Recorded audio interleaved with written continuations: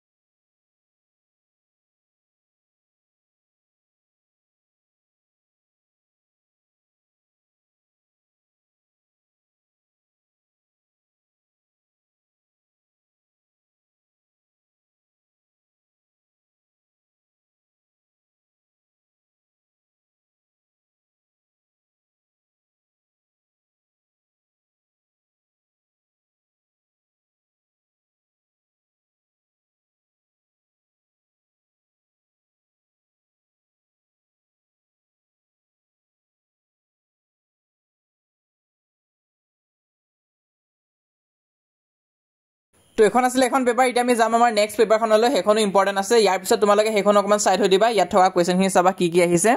তো মই কৈ নাযাও তোমালোকে নিজে ভিডিওটো পোষ্ট কৰি ফেলা চাই যাই থাকিবা কিবা নোৱাৰিলে সেই চেপ্টাৰটো অকমান ভালকৈ পঢ়িবা আৰু কোৱেশ্চনখিনি সাইড হৈ দিবা